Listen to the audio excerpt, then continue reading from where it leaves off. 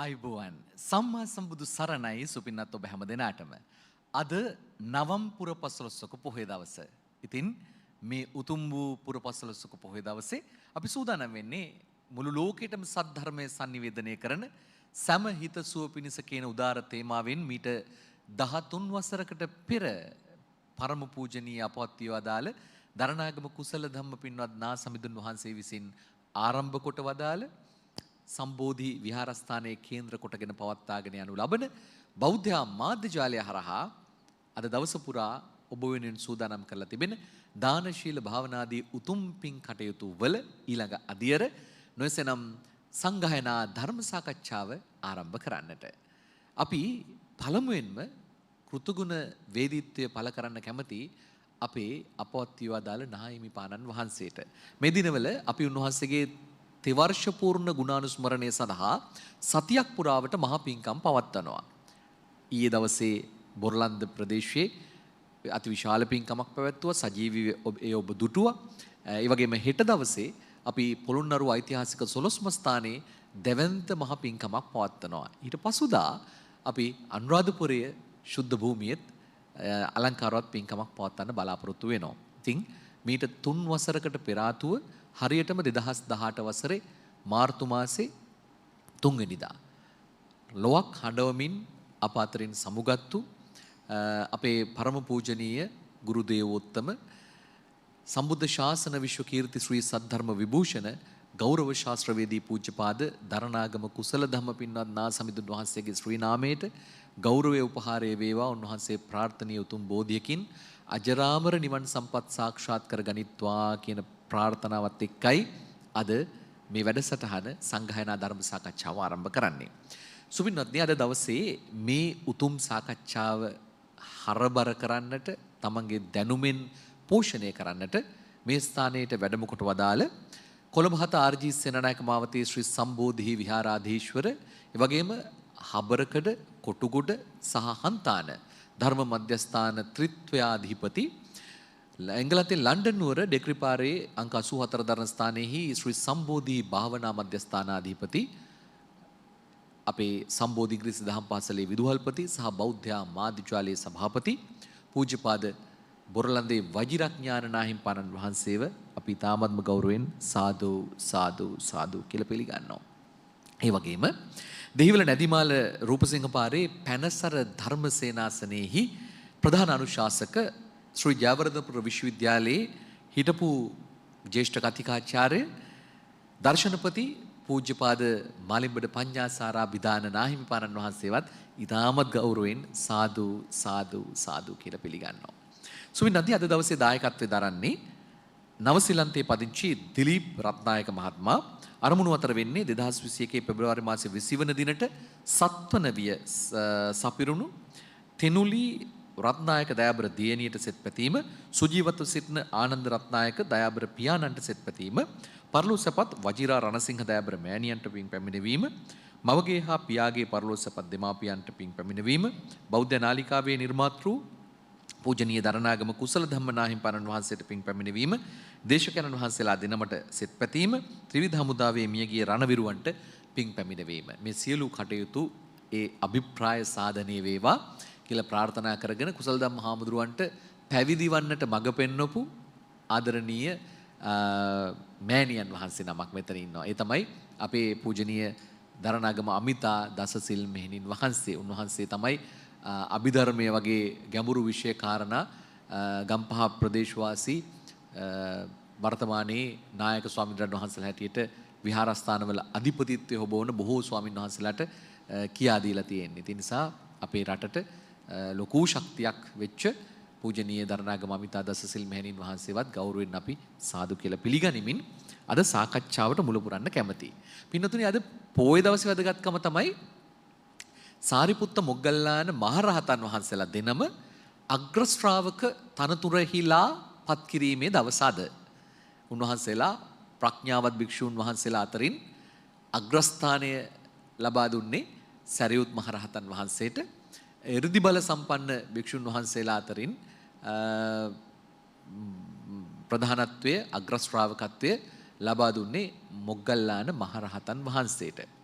ඒත් එක්කම බුදු පියාණන් වහන්සේ ඕවාද ප්‍රාතිමෝක්ෂය දේශනා කරේ අද වගේ පොය දවසක. ශාසනයේ විනය තමයි ශාසනයේ ආයුෂ. විනයෝච ශාසනස්ස ආයු කියලා බුදු පියාණන් වහන්සේම අනුදැන වදාරනවා. ඒ නිසා ශාසනයක විතර නෙවෙයි රටක ආයතනයක සමාජයක චිර පැවැත්මට මහෝපකාරී වෙන්නේ ඒ යාන්ත්‍රණය තුල තිබෙන විනය. ඒ නිසා විනය ගැන කතා කරන්න කදිම කාලෙක අපි කැමතියි අද කතා කරන්න ඕවාද ප්‍රාතිමෝක්ෂය පිළිබඳව. පින්නතුනි බුද්ධ ශාසනය ආරම්භ වෙලා ඔබ දන්නවා බුදු පියාණන් වහන්සේ 35 වෙනි වියේදී තමයි ලෝතර බුද්ධ රාජ්‍යයේ රාජ්‍යත්වයටපත් වෙන්නේ. අවුරුදු 45ක් උන්වහන්සේ බුදු පියාණන් වහන්සේ හැටියට ලෝකයාගේ හිතසුව පිණිස කටයුතු කරලා 84000ක් ධර්මස්කන්ධය දේශනා කරලා තමයි 80 වෙනි පිරුණු 80 වස් වියති කල්හි පිරිනිවන් පාව අදාරන්නේ. එතකොට ඒ ශාසනයේ අවුරුදු 45න් පළවෙනි අවුරුදු 20 ඇතුළත කිසිම වෙලාවක මේ විනය ශික්ෂාපද වගේ දේවල් පනවන්න එහෙම නැත්නම් ඔය නීති රීති ස්වාමින් වහන්සේලාව පාලනය කරන්න අවශ්‍ය වුණේ නැහැ. බුදු පියාණන් වහන්සේගේ ධර්මය සුමිහිරි ශ්‍රී සද්ධර්මය අහලා ඒකට ආශක්ත වෙලා ඒකට ආකර්ෂණය වෙලා රජ සිටුවරු විතරක් නෙවෙයි ඊට වඩා පහත් කුලිකයින් පවා අපි දන්නවා ක්ෂත්‍රීය වෛශ්‍ය බ්‍රාහ්මණ ශුද්‍ර කියන සිව් මහා කුලිකයින් වගේම ශුද්‍ර කියන පහළම හිටපු ශ්‍රේණියේ දාස දාසීන් අතරෙත් හිටියා වේන නේසාත පුක්කුස චණ්ඩාල කියලා තවත් බෙදීමක් හැටියට තවත් 4 වර්ගයක්. ඉතින් මේ ඔක්කොගෙම කට්ටිය ඇවිල්ලා ශාසනය පැවිදි වුණාට පස්සේ මේකට කියුවේ බුද්ධ ශාසනය කියලා. එයයි බුද්ධ ශාසනයේ සමාජිකයෝ මිසක් අර කලින් නියෝජනය කරපු කුලේ වර්ගයේ ජන කොටසේ සමාජිකයෝ නෙවෙයි. බුදුහාමුදුරුවෝ කදිමට කියනවා ඒක අපේ සුදවුන් මහරජතුමාට රජතුමනි ගංගා යමුනා අචිරවතී සරබූ මහී කියන පංචමහා ගංගාවල වල ජලය දඹදිව් තලයේ සිසාරා ඇවිල්ලා මේ මහ මුහුදට නැත්තම් සාගරයට වැටුණට පස්සේ මේවට කියන්නේ සාගර ජලය මිසක් අහවල් ගඟේ ජලය කියලා නෙවෙයි කියලා. ඒ අනුව ඕනම පළාතකින් ඕනම කුලයක ඕනම ජනවර්ගයක කෙනෙක් ඇවිල්ලා මගේ ශාසනය පැවිදි වුණොත් එයා අයිති වෙන්නේ බුද්ධ ශාසනයට. එහෙම නැත්නම් එයා බුද්ධ වංශයේ අය තමයි. නැත්නම් බුද්ධ වංශය තමයි බුදුහාමුදුරන්ගේ වංශය කියලා කියනවා. ශාක්‍ය වංශය නෙවෙයි කියලා. ඒ නිසා මෙහෙම ශික්ෂණයක් ඇතුව හිටපු සංඝයා වහන්සේලා අතර එක්තරා අවස්ථාවකදී පොඩි ප්‍රශ්නයක් ඇති වෙනවා.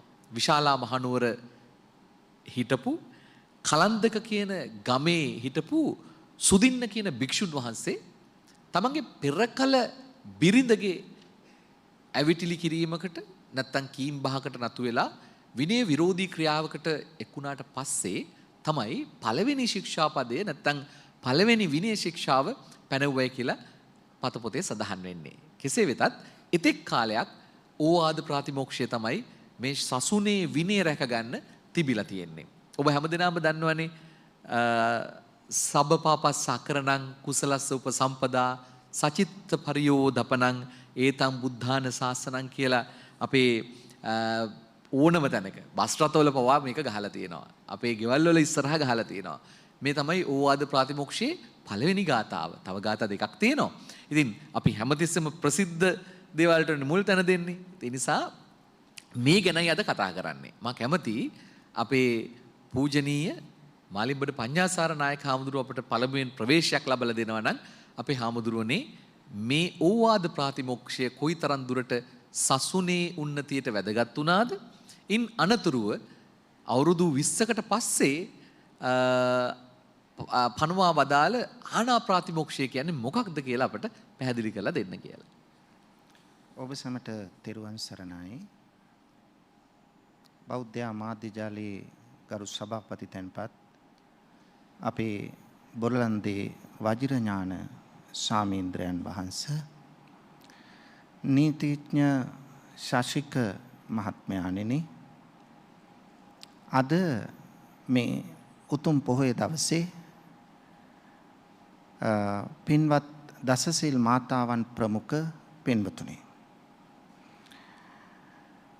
අද දවසේ හැටියට තමයි මේ ධර්ම සාකච්ඡාවට මාතෘකාව සකස් කරගත්තේ අපේ ශාසික මහත්තයා මතක් කරලා දුන්න මෙහි ඉතිහාසය ඊටාම මැනවින් සියලු කරුණු එක මිටකට අරගෙන ඒ කරුණු සියල්ල එකතෙන් කරලා ඔබ හමුවේ එතුමා ඒ කරුණු ටික තිබ්බේ. මෙහිදී අවධානය යොමු කරන්නේ ඕවාද ප්‍රාතිමෝක්ෂ පිළිබඳවයි. පින්වතුනි, ශාසික මහත්තයා මතක් කළා වගේ ලෝතර බුදුරජාණන් වහන්සේගේ බුද්ධ කාලය අවුරුදු 45යි. මේ අවුරුදු 45 තමයි කොටස් දෙකකට බෙදෙන්නේ. ප්‍රථම සම්බෝධි යුගය හා ද්විතීය සම්බෝධි යුගය වශයෙන්. ප්‍රථම සම්බෝධි යුගය කියලා කියන්නේ ඒ මතක් කළ අවුරුදු 20. ඒ කියන්නේ අවුරුදු 35 සිට 55 දක්වා. මේ කාලය ප්‍රථම සම්බෝධි යුගයයි. ඉන් පසුව උදාවන්නේ ද්විතීය සම්බෝධි යුගය. ඒ ද්විතීය සම්බෝධි යුගයට අවුරුදු 25යි. ඒ දෙකම එකතු කළාම අවුරුදු 45යි. පින්නතුනි, ශාසනයේ මුලින් පැවිද්ද ලැබූ පිරිස පැවිද්ද ලැබුවේ සද්දා අනගාරියම් පබ්බජි ශ්‍රද්ධාවෙන්. වෙන අරමුණු තේමා නැහැ. ඔවුන්ගේ ඒකීය අරමුණ නිර්වාණය පසක් කර ගැනීමයි. නිර්වාණය පසක් කර ගැනීම අරමුණ නිසා ඔවුන් වෙතින් වරදක් සිදු වූයේ නැහැ. ඒ නිසා පළවෙනි අවුරුදු 20 හෙවත් ප්‍රථම සම්බෝධි යුගයේ තුලදී විනය ශික්ෂා පැනවීමේ අවශ්‍යතාවක් තිබුණේ නැහැ. අපි දන්නවා ශාසනය කියන්නේ ඊටම ප්‍රජාතන්ත්‍රවාදී වූ ආයතනයක්. දැන් අපි කතා කරන්නේ භික්ෂු සංස්ථාව කියලා. භික්ෂු සමාජය. එතකොට මේ භික්ෂු සංස්ථාවක් හැටියට පවත්වාගෙන යද්දී මේ සඳහා සංවිධානය වීමක් අත්‍යවශ්‍යයි. අපි දන්නවා දැන් ඕනම තැනක සමිතියක්, සාහිත්‍ය සමිතියක් වේවා වෙන සංවිධානයක් වේවා පිහිටුවා ගන්නකොට මුලින්ම කරන්නේ එහි නීති පද්ධතියක් සකස් කරනවා, ව්‍යවස්ථාවක් හදනවා. හදලා මෙන්න මේ කරුණු අනුව ඔබ ඉන්න ඕන. මේවට පටහැනිව කටයුතු කරන්න බෑ. මේක තමයි වර්තමානයේ අපි ඕනම තැනක දකින කාරණය. නමුත් සම්බුදු සසුන මේ භික්ෂු සමාජය, භික්ෂු සංස්ථාව ඊට වඩා වෙනස් පින්නතුනි. බුදුරජාණන් වහන්සේ කොයි වෙලාවකවත් ශාසනය ඇති කරන්න පෙර මේකට ව්‍යවස්ථාවක් හදලා, රාමුවක් හදලා, නීති පද්ධතියක් හදලා කටයුතු කළේ නැහැ.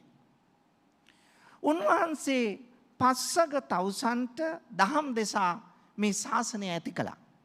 ඇති කරපු මේ ශාසනය නීතියකින් තොරව ඉදිරියට පවත්වාගෙන ගියා. ශාසික මහත්තයා මතක් කළා මේ පළමු පරාජිකාව ඇති වෙච්ච විදිය. මේ පරාජිකාව ඇති වෙනකම්ම ශාසනයට විනය ශික්ෂා පැනවීමක්. අපි ඒවා නීතිමය ලක්ෂණත් යම් තියෙනවා. විනය ශික්ෂා පැනවීමක් කරන්න අවශ්‍ය වුණේ නැහැ, කළේ නැහැ. ඒ මෙහි තියෙන නිදහස් බව, ප්‍රජාතන්ත්‍රවාදී බව නිසාම. නමුත් ඒ කාලය තුල බුදුරජාණන් වහන්සේ ප්‍රාතිමෝක්ෂ දේශනාවක් කළා.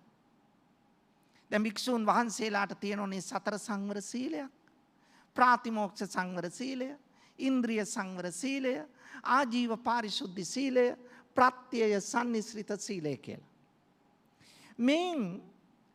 මේ බුදුරජාණන් වහන්සේ දේශනා කළ මේ ප්‍රාතිමෝක්ෂය තමයි අර කොටස් දෙකක් වශයෙන් ශාසික මහත්තයා මතක් කළේ. ඕවාද ප්‍රාතිමෝක්ෂය සහ දෙවනි කොටස ආනා ප්‍රාතිමෝක්ෂය. දැන් ප්‍රාතිමෝක්ෂයකින් බලාපොරොත්තු වන්නේ. දැන් පින්වතුනි ඔබ නිති පන්සිල් සමාදන් වෙනවා. ඔබ අද පොහොය අෂ්ටාංග සීලය සමාදන් වෙලා ඉන්නවා. දස සීලය සමාදන් වෙනවා. ආජීවක අෂ්ටමක සීලය සමාදන් වෙනවා. ඒ වගේම සාමණේර දස සීලය සමාදන් වෙනවා. උපසම්පදා සීලය තියෙනවා. මේ සියල්ල ඇතුළත් වන්නේ ප්‍රාතිමෝක්ෂයටයි. දැන් ඔබත් අද ප්‍රාතිමෝක්ෂ සීලයේ පිහිටලා ඉන්නේ. ස්වාමීන් වහන්සේලා විතරක් නෙවෙයි. අපේ පින්වත් මෑණියන් වහන්සේ විතරක් නෙවෙයි. ඔබත් ප්‍රාතිමෝක්ෂ සංවරයේ ඉන්නේ. මෝක්ෂය හෙවත් නිවන අරමුණු කරගත්ත ප්‍රතිපත්තියකයි පිහිටන්නේ. අන්න ඒක තමයි ප්‍රාතිමෝක්ෂය කියලා කියන්නේ. එතකොට මේකේ ඕවාද ප්‍රාතිමෝක්ෂය කියන්නේ අවවාද වශයෙන් යමක් ප්‍රකාශ කළා කියන එකයි.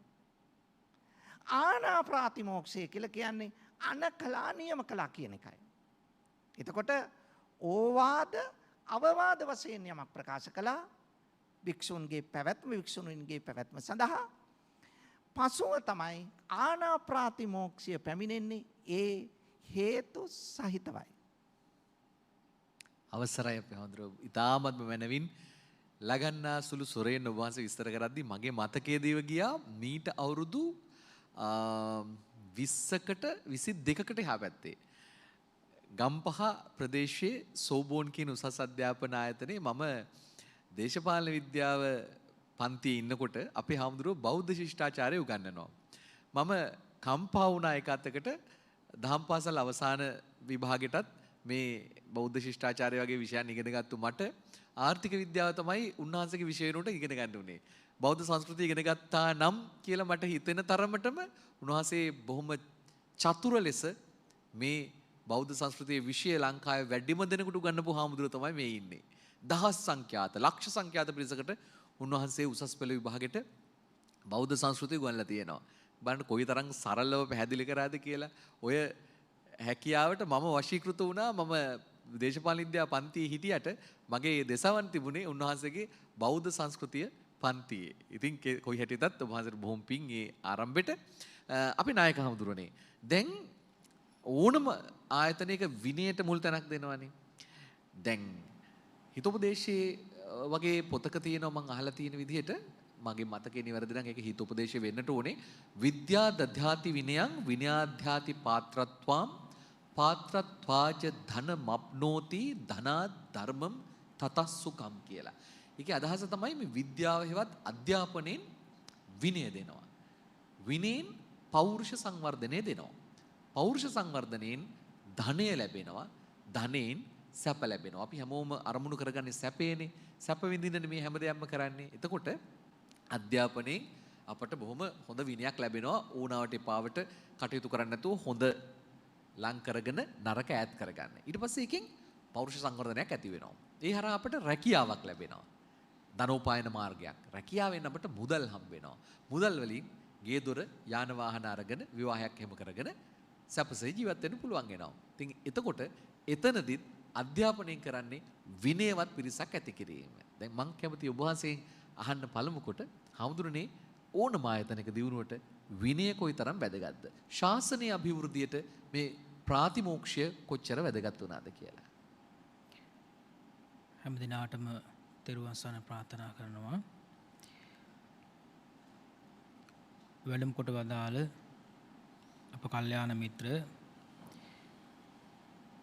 මාලිම්බර පඤ්ඤාසාර නායක ස්වාමීන් වහන්සේ අපේ නීතිඥ සචික ජයතිලක මහත්මයා සිහිපත් කළා වගේ අද අපේ මාතෘකාව සාකච්ඡාවට ඉන්නේ අද නවම් පුර පසළොස්වක පොහොය දවසේ වැදගත්කමත් එක්ක. අපේ නායක හාමුදුරුවෝ මතක් කළා විනය කියලා කියන්නේ මොකක්ද කියලා කියන එක. එහෙම නැත්නම් ප්‍රාතිමෝක්ෂය කියලා කියන්නේ මොකක්ද කියලා. අද දවසේ තමයි ඕවාද ප්‍රාතිමෝක්ෂය දේශනා කරපු උතුම් දවස. ශාසික මහත්මයා මතක් කළා මුලින් සබ්බපාපස්ස ගාථාව පිළිබඳ. ඒ වගේම තව ගාථා දෙකක් එකතු වෙනවා.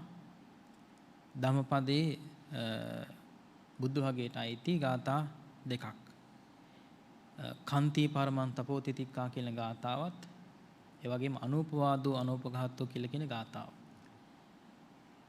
ඒ ගාථා තුනෙන් තමයි අපේ නායක හමුදුරුව මතක් කරපු ඒ ප්‍රථම 20 වසර තුල භික්ෂුන් වහන්සේලාගේ හික්මීම භාග්‍යතුන් වහන්සේ සිද්ධ කළේ. එතකොට සසික මහත්මයාගේ ප්‍රශ්නේ තමයි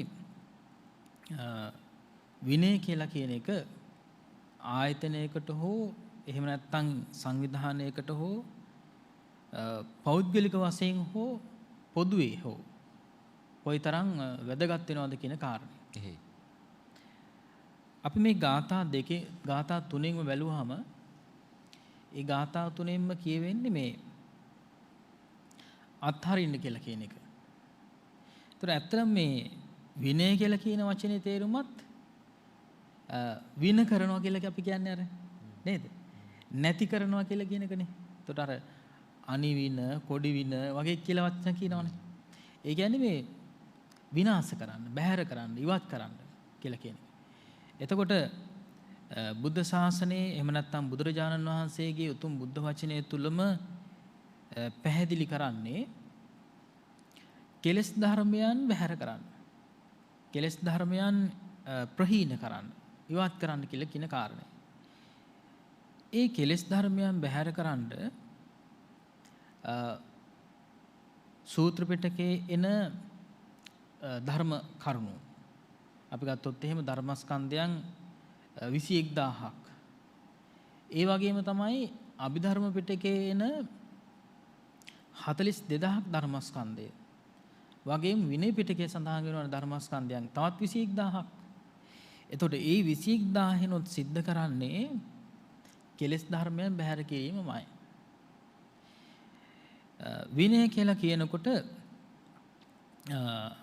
විනෝ නාම ශාසනස් ආයු කියලා බුදුරජාණන්සේ වදාළේ ශාසනයේ ආශේ රඳා පවතින්නේ විනය මත.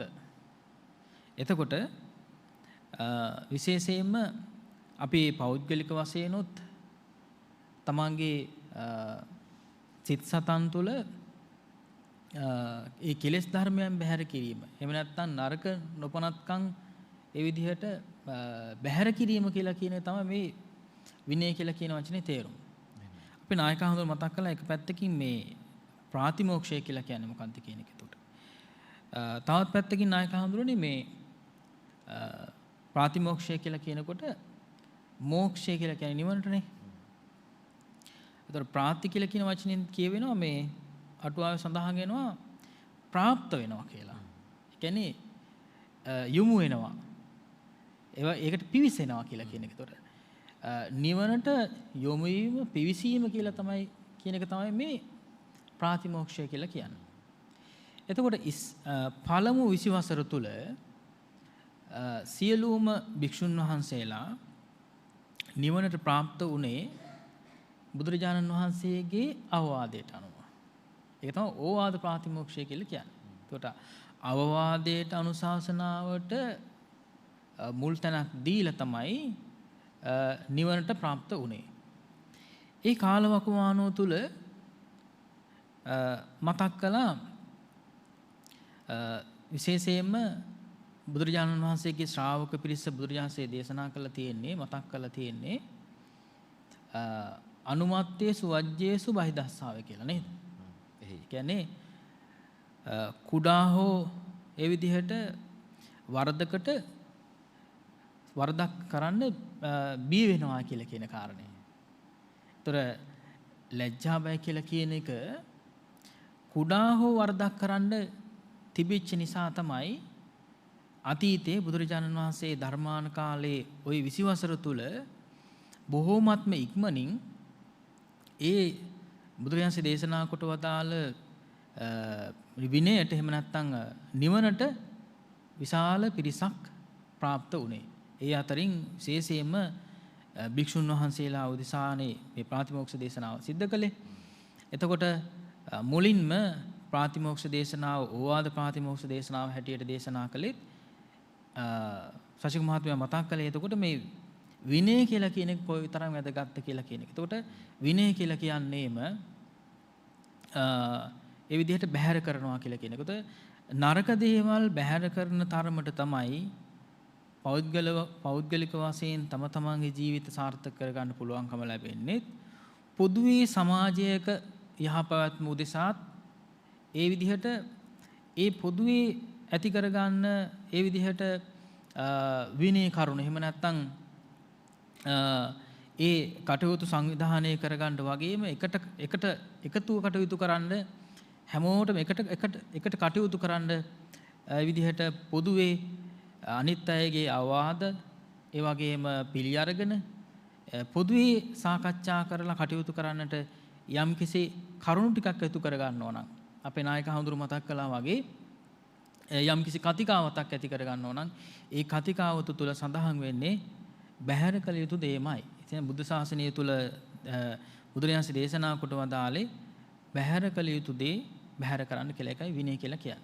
හොඳයි. ඉවසීම කියන්නේ උතුම් තපසයි කියලා කියනවා දෙවනි කවියේදී. හැබැයි ඉවසීම කියන එක ප්‍රගුණ වෙනවා කියන්නෙම නොයිවසීම ඈත් වෙනවා කියන එක වහන්සේ කියන විදිහට. අපේ මලින්බඩ පඤ්ඤාසාර නායක හඳුරෙන් අහන්න කැමතියි. දැන් මේ ඇත්තටම අපි ප්‍රසිද්ධ නිතර අහලා හුරු පුරුදු සබපාපස්සාකරණන් ගාථාව පමණයි අපි තේරුම පවා දන්නේ. මොකද යටින් වරහන් ඇතුලේ සිංහල තේරුමක් දාලා තියෙනවා පුද්ගලික බස් රථවල පවා. හැබැයි අපි මේකේ ඉතුරු ඇතුළාන්තේ දන්නේ නැහැ. මේ වද ප්‍රතිමෝක්ෂය තුල තාමත්ම හරවත තියෙනවා අනුන්ට හිංසා කරන්න එපා කියලා. ඉවසන්න පුරුදු වෙන්න කියලා. බුදු පියාණන් වහන්සේ තරම් මහා කාරුණිකයෙක් මේ ලෝකේ පහළ වෙලා නැහැ. උන්වහන්සේ උදෑසන දිවසින් බලා වදාරනවා මගින් අද පිහිටක් පිළිසරණක් වෙන්න ඕනේ කාටද කියලා. ඒ අනුව තමයි උන්වහන්සේ දවසේ වැඩ කිස සැලසුම් කරන්නේ. ඒ අනුව තමයි චත්ත මානවක ළඟට ගිහිල්ලා ඔහු තව නොබෝ වෙලාවකින් මිය යනවා කියලා දැනගෙන ඔහුට ධර්මයේ දේශනා කරන්නේ. ඒ වගේ බොහෝ පිරිසක් ඉන්නවා ඔබ ධර්ම සාහිත්‍යයේ බෞද්ධ සාහිත්‍ය අහලා තියෙන චරිත බුදු පියාණන් වහන්සේගෙන් බණ අහලා ඉන් මතු ජීවිතය සාර්ථක කරගත්තු දිව්‍යමය සැප සම්පත් ලබාගත්තු.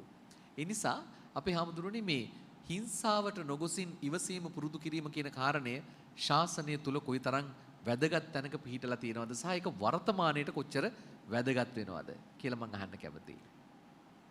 ඔව් ශශික මහත්තයා අපේ වජිරඥාන හාමුදුරන් වහන්සේ පැහැදිලි කළා මේ විනය කියන වචනය බැහැර කළ යුතු දෑ බැහැර කොට ගත යුතු දෑ අනිත් පැත්තෙන් ගන්න කියන මේ අර්ථය තමයි උන්වහන්සේ කදිම ලෙස අනාවරණය කළේ. අපි දන්නවා ශශික මහත්තයා මේ පුද්ගලයෙක් වේවා ආයතනයක් වේවා සංවිධානයක් වේවා රටක් වේවා ඕනෑම තැනක මේ විනය කියන එක තිබුණොත් තමයි එතන පැවැත්මක් ඇත්තටම තියෙන්නේ. දැන් නිවස ගත්තොත් ඒ නිවසේ පැවැත්ම තහවුරු වෙන්නේ විනය මත. විහාරස්ථානයක් ගත්තොත් විහාරස්ථානයේ පැවැත්ම ශක්තිමත් වෙන්නේ විනය මත. විනය නැත්තම් එතන ඒ ශක්තිමත් බවක් පැවැත්මක් තහවුරු වෙන්නේ නැහැ. ඒ නිසා සමස්ත ශාසනයම විනය මත තමයි පැවැත්ම තහවුරු වුනේ. ඒ වගේම රටක පැවැත්මටත් විනය අත්‍යවශ්‍යයි කියන එක ඒ අනුව වැටහෙනවා. දැන් ශශික මහත්තයා අවධානය යොමු කෙරෙව්වේ අපේ බුදුරජාණන් වහන්සේගේ මේ ඕවාද ප්‍රාතිමෝක්ෂයේ යටතේ මේ ගාථා ත්‍රිත්වයෙහි පින්වතුනි තපස කියන එක කන්ති පරමං තපෝ කියන මෙන්න මේ කියන්නේ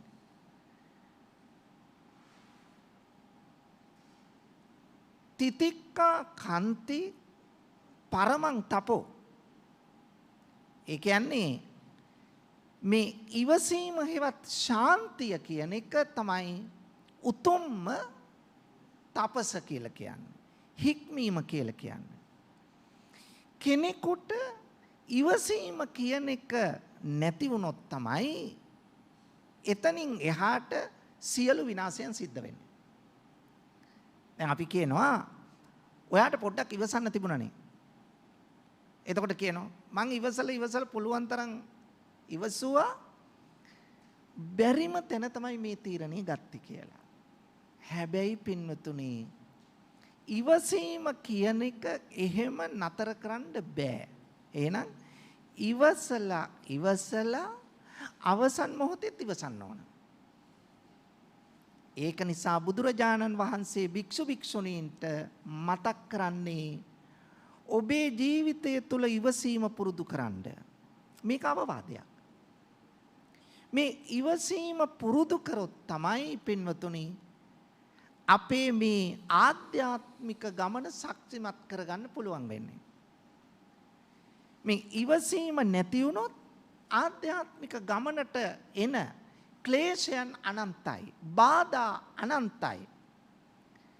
මනසේ බලපාන වික්ෂිප්තතාවයන් අනන්තයි. හිත විසිරෙන ස්වභාවයන් අනන්තයි. ඒ නිසා තමයි මේ කියන්නේ ඒ හැම මොහොතකදීම ඉවසන්න. ඔබට දුක් කම්කටොළු ගැහැට එන්න පුළුවන්. විවිධ නිന്ദා අපහාසයන් උපහාසයන් එන්න පුළුවන්. ඒ වගේම බාහිර පරිසරයෙන් සීත උෂ්ණ එන්න පුළුවන්. ඒ වගේම ඔබට සා පිපාසා දෙක එන්න පුළුවන්.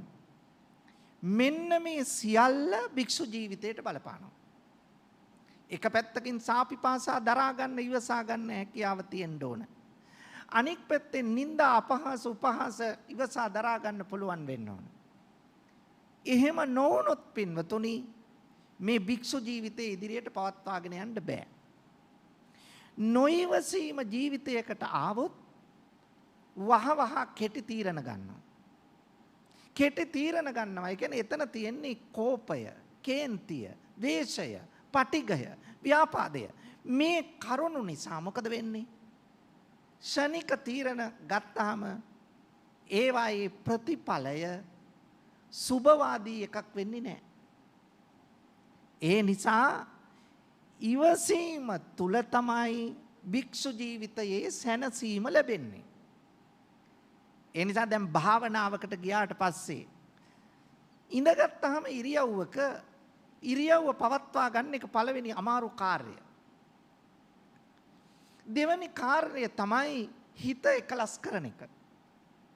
හිත සමාධිගත කරන එක. චිත්ත ඒකාග්‍රතාව ඇති කරගන්න එක. එතකොට ඒක තවත් අමාරුයි. සිත එකතෙන් කළත් භාවනා අරමුණ ඔස්සේ හිත ඉදිරියට පවත්වාගෙන යාම ඊටත් අමාරුයි. මොකද විවිධ සිතුවිලි සිත හැමතිස්සෙම ආක්‍රමණය කරන්න බලාගෙන ඉන්නවා. ඇස කන නාසය දිව ශරීරය කියන ඉඳුරන්ගෙන් පංචකාම වස්තුන් හරහා මනසට විවිධ සිතුවිලි එන්න උත්සාහ කරනෝ චක්කු විඥාන සෝත විඥාන ආදී. ඒ නිසා සිත කිලිටි භාවයට පත් වෙන්න උපක්ඛිලේසෙහි උපක්ඛිලිට්ටං හැම මොහොතකම බලපානවා. ඒ අවස්ථාවන් වලද ඉවසුවේ නැත්තම් තමා අර මායාගේ ග්‍රහණයට කෙලෙස් මායාගේ ග්‍රහණයට හසු වෙනවා. ඒ නිසා ඉවසීම තුල තමයි ආධ්‍යාත්මික ප්‍රවර්ධනය, ආධ්‍යාත්මික දියුණුව, මානසික උත්තේජනය, මානසික සැනසීම උරුමවන්නේ පින්වතුනි. එහෙම නැත්තම් මේ මානසික ශක්තිය නැත්තම් දියුණුව ඇති කරගන්න බෑ. බලන්න මේ බුදුරජාණන් වහන්සේ ඕවාද ප්‍රාතිමෝක්ෂය යටතේ ලබා දුන්න මේ උත්තුංග අවවාදය පැවිදි භික්ෂු භික්ෂුණීන්ට පමණක් නෙවෙයි පින්වතුනි. ගිහි ඔබ සැමටත් මේ සියල්ල එකසේ බලපානවා. ඔබේ පුද්ගලික ඉවසීම නැති වුණොත් ඔබට දෛනික ජීවිතයේ කිසි කටයුත්තක් නිසියාකාරව කරගන්න බෑ. ඔබේ නිවසේ කටයුතු කරගන්න බෑ. ඔබේ ආයතනයේ කටයුතු කරන්න බෑ. ඔබේ සංවිධානය කටයුතු කරන්න බෑ. ඒ නිසා ඉවසීම කියන එකෙන් තමයි පුද්ගලිකව ජීවිතයේ ආර්ථික ආධ්‍යාත්මික උභයන්සේ සංවර්ධනයත් පවුල් සංස්ථාවේ කුටුම්බයේ දියුණුවත් ඒ වගේම ඔබේ නෑදෑ හිතමිතුරන් අතර සමගිය සහජීවනයේ එකමුතුකම වර්ධනය වීමත් ඒ වගේම ඔබේ ආධ්‍යාත්මයේ දියුණුවත් සංවිධානයේ දියුණුවත් කියන මේ සියල්ලම ගොඩනගා ගන්න පුළුවන් වන්නේ මේ ඉවසීම නම් වූ උත්තුංග ගුණාංගය නිසා. එහෙනම් පින්වතුනි මේ ගුණය මොන තරම් ජීවිතයට බලපානවද ගිහි පැවිදි අප සියලු දෙනාගේම. ඉවසීමෙන් සැනසීම ලැබේ ඉවසන ධනා රුපු යුද්ධයට ජය කොඩිය කියලා අපේ ජනවහරේ තියෙන්නේ ඔය නිසා වෙන්නට ඇති අපේ හාමුදුරනේ. ඉවසීමෙන් තමයි බොහෝ සැනසෙල්ල උදා කරගන්න පුළුවන්කම තිබෙන්නේ. ඒ නිසා ඔබ ජීවිතේ ක්ෂණික තීරණ ගන්නට යන්න එපා, ආවේගවාදී වන්නට එපා, ඒත් එක්කම කෝප ගන්නට, ද්වේෂ සහගතව හැසිරෙන්නට එපා. අප දකිනවා කෝපය කියන්නේ කිසියම් ආකාරයක ගින්නක් වගේ. ඒ ගින්නට හසු වෙන කෙනා මැරිලා යනවා. විනාශ වෙනවා. ආවේගවාදී විනිසා උමතු අශ්වයෙක් පිට යන්නෙකු වැනිය කියලා කියමනක් තියෙනවා. ඇයි එහෙම කියන්නේ?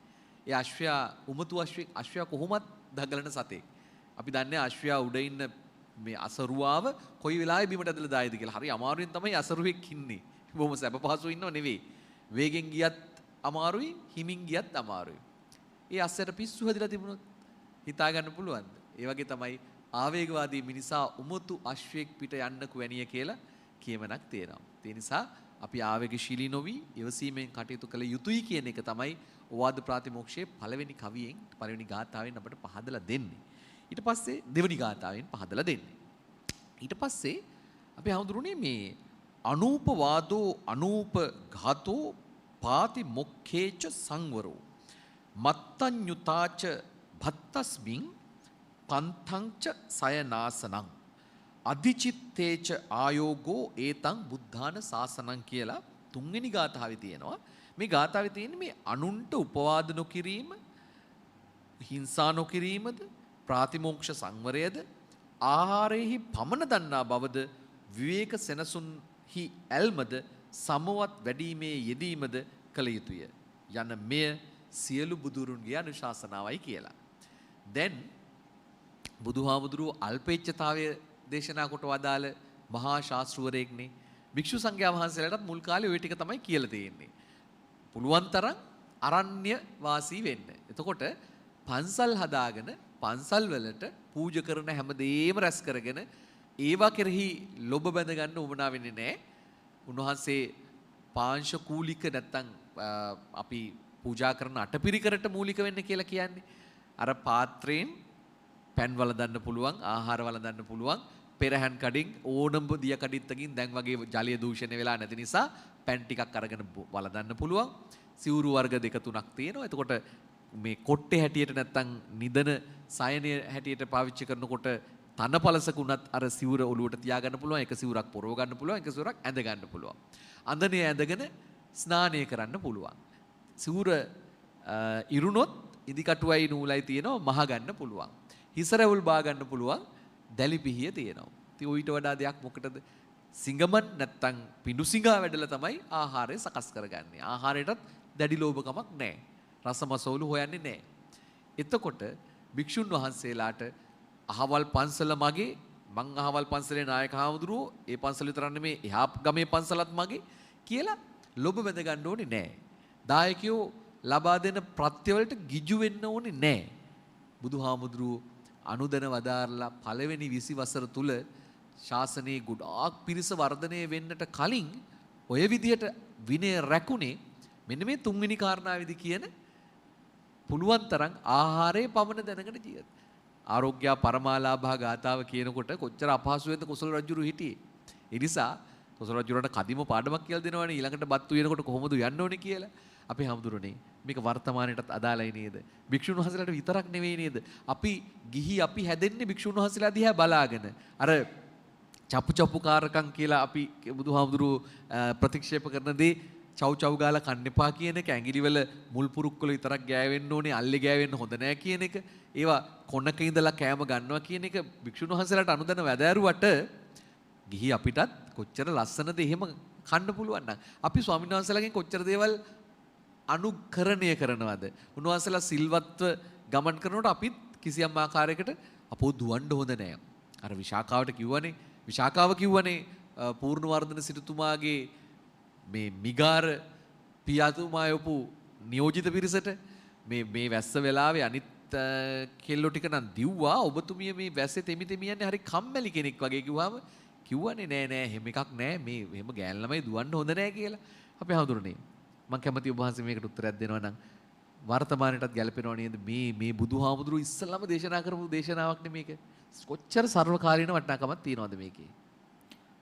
ඔව් ශෂක මහත්මයා, දැන් ඕවාද ප්‍රාතිමෝක්ෂය දේශනා කරලා ඊළඟට ආනා ප්‍රාතිමෝක්ෂය, එහෙම නැත්නම් අපි වර්තමානයේ භාවිතා කරන ප්‍රාතිමෝක්ෂ දේශනාව, ශික්ෂාපද 227කින් සමන්විත ප්‍රාතිමෝක්ෂ දේශනාව අනුගමනය කරන්නට, එහෙම නැත්නම් දේශනා කරන්නට හේතු අර මුලින්ම සුදින භික්ෂුවගේ ක්‍රියාවලිය නිසා පළවෙනි පරාජිකාව පැනවුවට පස්සේ එතනින් එහාට ශික්ෂාපද 220ක් පැනෙවුවා.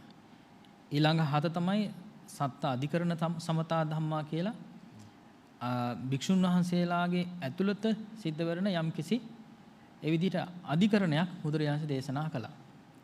ඉතින් මේ විනය ශික්ෂාපද ටික දේශනා කරන්න හේතු වෙච්ච කරුණු වලට කියනවා ආසවට්ටානීය ධර්ම කියලා. එතකොට අපි ගන්නතොත් එහෙම දැන් ඊ වචනේ තේරුම ගත්තොත් එහෙම මේ ආශ්‍රව වලට, කෙලෙස් වලට වැටෙන්න හේතු ටික. නේද? භික්ෂුන් වහන්සේලා ඒ කෙලෙස් වලට වැටෙන්න හේතු තියෙනවා. ඒ වගේම තමයි මේ ප්‍රාතිමෝක්ෂ දේශනාව දේශනා කරන්න හේතු වන කරුණු පහක් ප්‍රධාන වශයෙන් දේශනා කරලා තියෙනවා. දැන් ශෂ්ක මහත්මයා මතක් කරපු ප්‍රශ්නයට පිළිතුර මේ ගාථාවත් එක්ක මේ කරුණු පහ තුල අන්තර්ගත වෙනවා. අපි බලමු මේ මොනවද කියලා. පළවෙනි කරුණ තමයි සංඝෝ රත්ත්‍ඤ්ඤ මහත්තං පත්තෝ හෝති. එතකොට භික්ෂු සමාජයේ ආරම්භ වෙලා දීර්ඝ කාලයක් ගත වුණා. දැන් අර ඕනම දෙයක් ඕනම සමාජයක දීර්ඝ කාලයක් පවතිනකොට ඒ වැදගත්කම නැති වෙලා යනවනේ. නේද? කියන්නේ මේ වැදගත්කම ටිකෙන් ටික අඩු වෙලා යනවා. ආන්නේ වගේ මේ භික්ෂු සමාජය තුලත් ඒ විදිහට සිද්ධ වුණා මේ කල් ගත වෙනවත් එක්ක. ඉතින් ඒ නිසා අර 20 වයස් එහෙම නැත්නම් අවුරුදු 20ක් ගත වීම නිමිති කරගෙන භික්ෂුන් වහන්සේලාගෙත් යම් කිසි විදියකින් ඒ කල් ගත වීම නිසා යම් කිසි වෙනස්කම් සිද්ධ වුණා. ඉතින් ඒක හේතුවක් තමයි මේ විනය ශික්ෂාපද පනවන්න හේතුව. ඊළඟට බුදුරජාණන් දේශනා කළා සංඝෝ වේපුල්ල මහත්තං පත්තෝ හෝති. ඒතර භික්ෂුන් වහන්සේලා ප්‍රමාණයෙන් වැඩි වුණා. එතකොට මේ ප්‍රමාණයෙන් වැඩිවීමත් ශික්ෂාපද පනවන්න හේතුවක්. දැන් එක ස්වාමීන් වහන්සේ නමක් නම් දෙනමක් නම් නැත්නම් 100 නමක් නම් 1000 නමක් නම් යම් කිසි විදිහකින් අවවාද අනුශාසනා කරලා ඒ විදිහට හික්මවන්න පුළුවන්. දැන් ඇත්තටම බුදුරජාණන් වහන්සේ මේ ප්‍රාතිමෝක්ෂ දේශනාව දේශනා කරනකොට ඕවාද ප්‍රාතිමෝක්ෂ දේශනාව දේශනා කරනකොට භික්ෂුන් වහන්සේලා එක තැනකට එකතු කරගන්නවා. දැන් එක තැනකට එකතු කරගන්න බැහැනේ ලක්ෂයක් හමාරක් ඒ විදිහට විශාල භික්ෂුන් වහන්සේලා ප්‍රමාණයක් වුණාට පස්සේ නේද? එතකොට මේ වේපුල්ලත්වයටපත් වීම නැත්තම් විශාල පිරිසක් බවට පත් වීමත් එතකොට මේ විනය ශික්ෂා පද පනවන්න ඒක හේතුවක් බවට පත් වෙනවා. එතකොට ඒක වර්තමානයේටත් ඒ විදිහට ඒක අපිට අනුගමනය කරන්න පුළුවන්කම තියෙනවා. ඊළඟට බුදුරජාණන් දේශනා කළා සංඝෝ ලාභග්ග මහත්තං පත්තෝ හෝති. එතකොට ශෂි මහත්තයා මතක් කළානේ දැන් මේ ගාථාව හැටියට නේද? අනූපවාදෝ අනූපඝාතෝ පාතිමොක්ඛේජ සංවරෝ මත්තඤ්ඤතාච්ච භත්තස්මින් පන්තංච සයනාසනං. එතෙන්දී සඳහන් වුණානේ මේ ප්‍රතිලාභයට ඒ කියන්නේ ආමිෂ ප්‍රතිලාභයට වැඩි ඇල්මක් දැක්වුවාම විශේෂයෙන්ම ඒ ලාභය මුල් කරගෙනත් යම් කිසි විදිහකින් ඒ විනය ශික්ෂා පද එහෙම නැත්නම් ඒ ಗುಣධර්ම පිරිහීමට හේතුවක් වෙනවා. එතකොට දැන් විනය කියලා කියන්නේම බැහැර කිරීම නම් ඒකේ අනිත් පැත්ත තමයි අල්ලා ගැනීම. එතකොට අල්ලා ගැනීම වැඩි වෙනවා ආමිෂයට ඒ විදිහට වැඩි අවධානයක් යොමු කරාම. එක පැත්තකින් බුදුරජාණන් දේශනා කළා මගේ ධර්මයේ තුලින් එහෙම නැත්නම් මගේ අනුශාසනාව තුලින් බලාපොරොත්තු වෙන්නට ඕනේ ඒ විදිහට ආමිෂ ප්‍රතිලාභයට වඩා ආමිෂ ප්‍රතිලාභේ නෙවෙයි බලාපොරොත්තු වෙන්නට ඕනේ ධර්ම ප්‍රතිලාභය කියලා. එතකොට ධර්ම ප්‍රතිලාභයට තමයි මුලින්ම වික්ෂුන් වහන්සේලා අර 20 අවුරුදු තුල මේ කැපකලේ ජීවිත කැපකලේ විශේෂයෙන්ම ලාභ සත්කාර ලැබෙන්න ඒක ටිකෙන් ටික ඈත් වුණා. ඒක භික්ෂු සමාජයක පමණක් නෙවෙයි හැම සමාජයකටම මේක හේතුවක් බවට පත් වෙනවා. පිරීමට හේතුවක් බවට පත් වෙනවා. ඊළඟට බුදුරජාණන් දේශනා කළා සංඝෝ බාහුසජ්ජ මහත්තං පත්තෝ හෝති. එතන බහුසුත භාවයට පත්වීම. එතකොට දැන් අපි හිතනවානේ දැන් මේ අධ්‍යාපනය ලැබීම ධර්මය උනත් ධර්මයේ ඉගෙන ගන්න එක හොඳයි කියලා. ඇත්තටම ධර්මයේ ඉගෙන ගන්න එක හොඳයි. පරියාප්ති ශාසනයේ පැවැත්ම වෙනුවෙන් භික්ෂුන් වහන්සේලා ධර්මයේ ඉගෙන ගන්න ඕනේ. ඒ ධර්මයේ ඉගෙන ගන්න එකත් එක පැත්තකින් ඒක වරදවා ඒක තේරුම් ගත්තොත් සහ ඒ බහුසුත භාවය කියලා කෙනක වරදවා ඒ විදිහට පිළිපැද්දොත් එහෙම ඒකත් භික්ෂු ජීවිතේ එහෙම නැත්නම් භික්ෂු සමාජයේ පිරීමට හේතුවක් වෙනවා. දැන් අපි ගත්තොත් එහෙම දැන් අතර වර්තමානයේ වුණත් භික්ෂුන් වහන්සේලා ඉනෝ එච්චර මේ ඉගෙනගෙන නැහැ. අරණ්‍ය සේනාසන අර පන්තංච සයනාසනං කියලා ගාතාව තිබුණේ නේද? කියන්නේ ප්‍රාන්ත සේනාසන ආශ්‍රය කරනවා. ප්‍රාන්ත සේනාසන කියලා කියන්නේ ගමට කිට්ටුත් නැහැ, ගමට දුරත් නැහැ. ගමට කිට්ටුත් නැහැ, ගමට දුරත් නැහැ. તો පින්ඩපාතේ වැඩම කරලා ඒ විදිහට ප්‍රතිපහසුකම් ටික සලසා ගන්න පුළුවන්කම තියෙනවා. ආන්න ඒ වගේ ධම්ම අධ්‍යාපනයේදී උනත් ඒක ධම්ම අධ්‍යාපනයේ වැඩිදුර අධ්‍යාපනය එහෙම නැත්නම් ධම් දැනීම කියලා කියන එකත් තම තමන්ගේ පිරිහීමටත් භික්ෂු සමාජයේ පිරිහීමටත් එක පැත්තකින් හේතු වෙනවා කියලා බුදුරජාණන් දේශනා කළා. ඒකට තවත් පැත්තකින් බුදුරජාණන් දේශනා කළේ මේ බාහු සත්‍ය බව. ඒ වගේම ඒකට කියනවනේ ග්‍රන්ථ පරිබෝධය කියලා. නේද? පරිබෝධ අතරින් භාවනාවට පවා බාධාවක්ලු ග්‍රන්ථ පරිබෝධනය කියලා පරිබෝධය කියලා කියනවා. කියන ඕනෝට වඩා හැම වෙලාවෙම පොතට නේද? පොතටමයි. එතකොට මේ පොතටම යොමු වුණාට පස්සේ පොතින්මයි ඒ දුර සැනසීමක් බලාපොරොත්තු වෙන්නේ. සමහරවිට පොත් කියවන්නේ නැතුව ඉන්න බෑ. එහෙමයි. නේද? පොත් කියවන්නේ නැතුව ඉන්න බෑ සමහරවිට.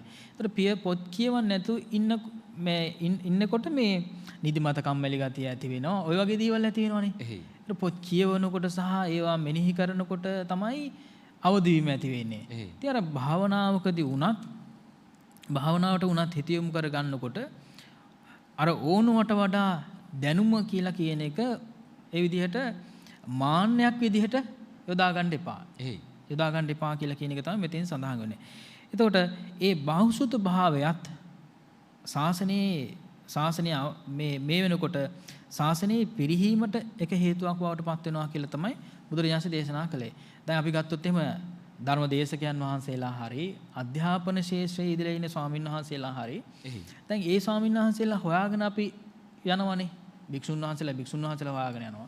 පැත්තෙන් ගිහි පින්තුන් මේ දැනුගත් භික්ෂුන් වහන්සේලා හොයාගෙන යනවා. එතකොට මේ භික්ෂුන් වහන්සේලාට වැටුපක් හරි එහෙම නැත්නම් යම් කිසි විදියකින් ඒ ස්වාමීන් වහන්සේලාට අවශ්‍ය කරන ප්‍රතිපහසුකම් හරි වැඩිපුර ලැබෙනවනේ. එහෙමයි. කියන්නේ අපිම හිතනවානේ ඒ ස්වාමීන් වහන්සේ ළඟට ගියාට වැඩක් නැහැ. මේ ස්වාමීන් වහන්සේ හොඳට දන්නවා ධර්මයේ. ඒ නිසා මේ ස්වාමීන් වහන්සේ ළඟට යන්න ඕන. එතකොට දන්නේම නැතුව මේ භික්ෂුවත් පිරිහීමටපත් වෙනවා. ඒක වර්ධවා උපයෝගී කර ගැනීම තුළින් ඒ වගේම මේ පස්සේ යන ඒ විදිහට ධර්මය හොයාගෙන යන පිරිසටත් ඒකෙන් ප්‍රතිලාභයක් ලැබෙන්නේ නැහැ. ඒ නිසා මෙන්න මේ කරුණු පහ තමයි විශේෂයෙන්ම ආනාපානසතිමෝක්ෂය දේශනා කරන්න හේතු වෙලා තියෙන කරුණු හැටියට ධර්මයේ සඳහන් වෙනවා. එහෙමයි. බුදු පියාණන් වහන්සේ කොයි තරම්නම් විචාරශීලීද කියලා ඔබට පැහැදිලි ඇති. අවසාන මිනිත්තු කීපේ මම කැමති අපේ මාලිම්බඩ පඤ්ඤාසාර නායක හමුරෙන් අහන්න දැනගන්න. හමුරේ වර්තමාන තත්වයේ දැන් බුදුහාමුදුරුවෝ අනුදැන වදාළ පරිද්දට මේක අඛණ්ඩව පවත්වාගෙන යනවා භික්ෂු සංඝයා වහන්සේලා මේ සම්බුද්ධ ශාසනය ඉදිරියට පවත්වාගෙන යන්න සංඝ ශාසනයේ චිරපැවැත්ම වෙනුවෙන් පොහොය කරනවායි කියලා කියනවා. මේ සම්බන්ධයෙන් මේ ගිහි ඇත්තෝ දැරිය දන්නේ නැහැ. මේ ගැනත් යමක් කියලා තමන්ගේ කරන වැරදි අඩුපාඩුකම් වැඩිහිටි භික්ෂුන් වහන්සේලා ඉදිරියේ ප්‍රකාශයටපත් කරලා ඒ සම්බන්ධයෙන් කරන කාර්යපටිපටි යමක් කියලාම අපි වැඩසටහන නිමපත් කරමු. ඔව් ශාසික මහත්තයා භික්ෂුන් වහන්සේලා අපි දන්නවා බුදුරජාණන් වහන්සේගේ දහම තුල ක්‍රියාත්මක වන භික්ෂු සමාජය අර පළවෙනි ධර්ම සංගායනාව වෙලාවේදී මේ විනයදර භික්ෂූන් අතර අග්‍රස්ථානයටපත් උපාලි මහරහතන් වහන්සේට ඉල්ලීමක් කරා උන්වහන්සේගෙන් පළවෙනි සංගායනාවේ සභාපතිත්වයේ දරූ මහා කාශ්‍යප හාමුදුරුවෝ ඉල්ලීමක් කළා මේක ධර්ම සංගායනාවක් එක ඇත්ත. හැබැයි ඉස්සෙල්ලා විනය දේශනා කරන්න කියලා. විනයෝ නාම ශාසනස්ස ආයෝ. විනය තමයි ශාසනයේ ආයුෂ.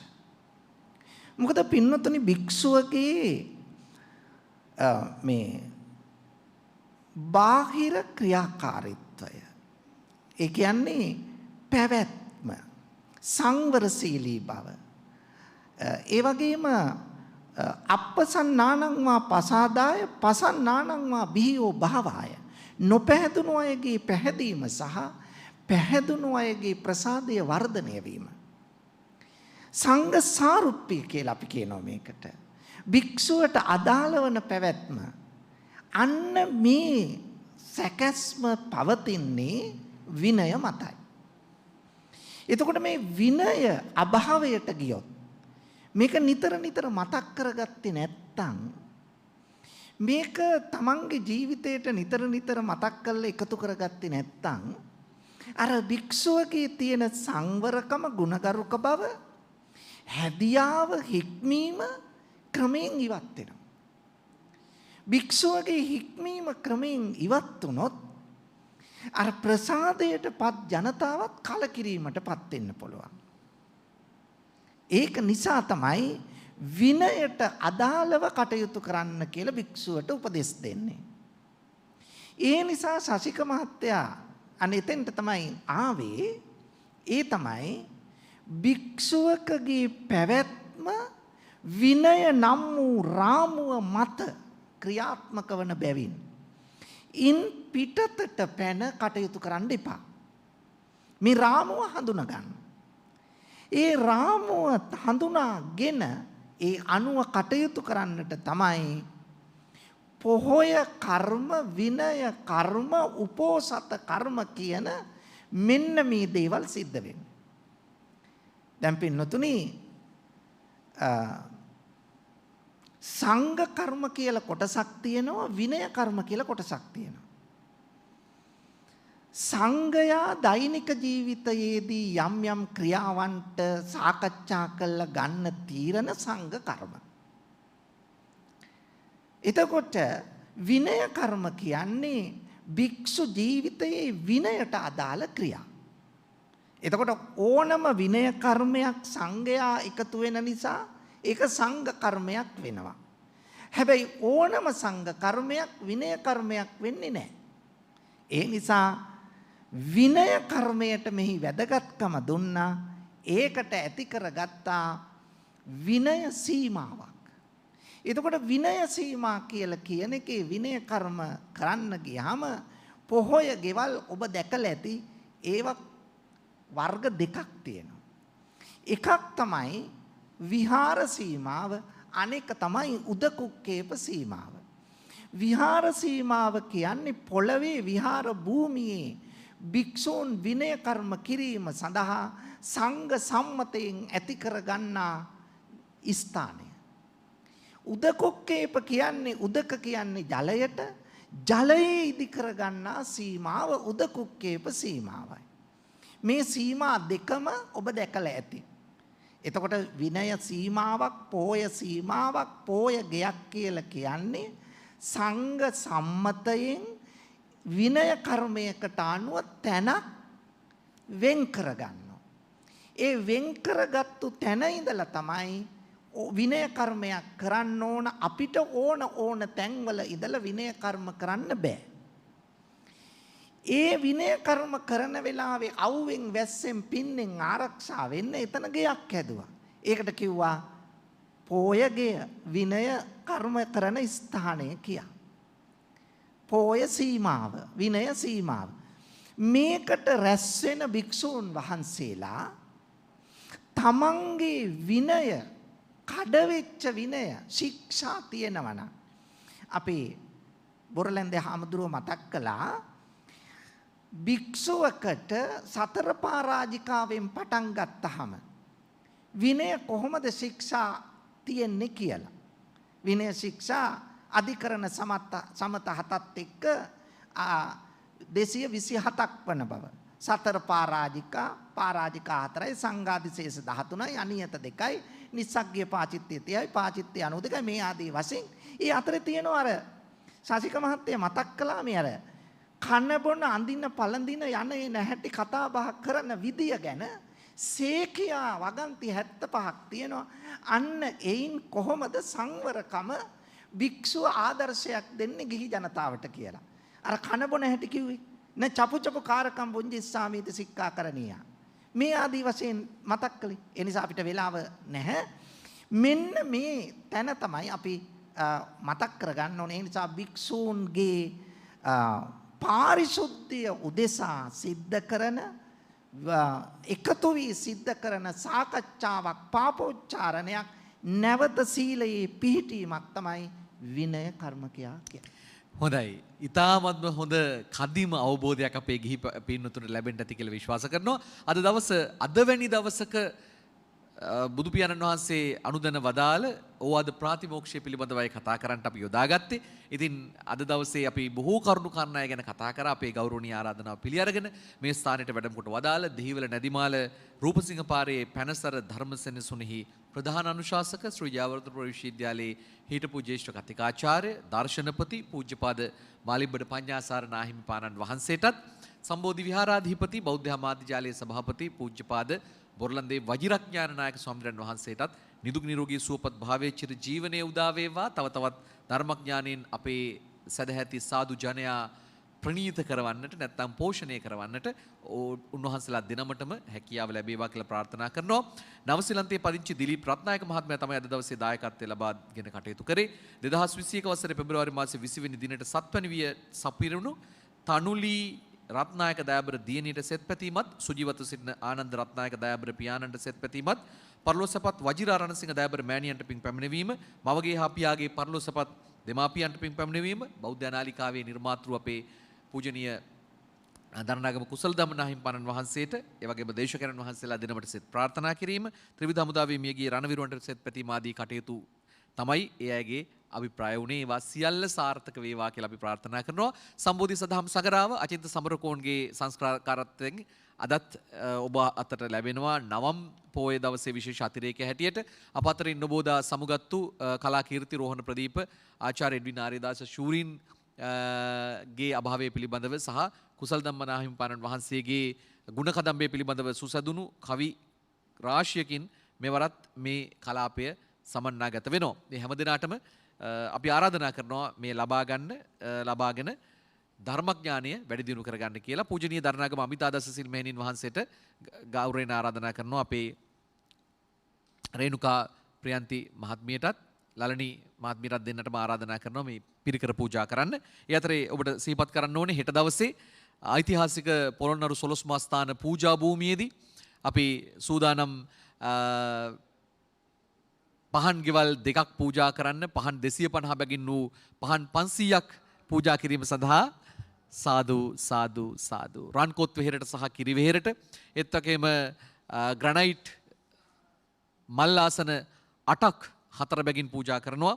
සිරිසෙන ජයසූරිය මහත්මයා සහ DTM කටුගම්පල මහත්මිය පානදුරේ ඉඳලා රුපියල් ලක්ෂ 5ක් පරිත්‍යාග කරා. ඒත් එක්කම දෙහිවල PK පද්මපෙරුම මහතා, ප්‍රේමා පද්මපෙරුම මහත්මිය, වෛද්‍ය ලක්ෂ්මන් සමරසේකර මහතා, මාලා සමරසේකර මහත්මිය, තරදු සමරසේකර මහත්මයා මොරටුවේ ඉඳලා, පොල්ගස්සෝවිට ඉඳලා දමිත් නුවන් කුමාරපෙරුම මහතා, දලුගම ඉඳලා රෙක්ෂ්මි වීරසිංහ මහත්මිය, මහරගම අයිරාංගනී පෙරේරා මහත්මිය, බත්තරමුල්ලේ ලලිතා ද සිල්වා මහත්මිය, ගාල්ල තුෂාර් සංජීව මහතා, තලවතුගොඩ සුනෙත් අමරසිංහ මහතා, ස්වර්ණලතා දිසානායක මහත්මිය බම්බලපිටියේ ඉඳලා, චාන්දනී පෙරේරා මහත්මිය කිරුළපනේ ඉඳලා, ශීලා සුබසිංහ මහත්මිය කොළොන්නාවේ ඉඳලා, DS කාර්යවසම් මහත්මිය කොළඹ 9 ඉඳලා, රන්කොත් වෙහෙරේ සෑරදුන් වහන්සේ අභියස ඒ පහන් කුටිය සහ ග්‍රැනයිට් මල්ලාසන 4කට දායකත්වය දැක්වුවා.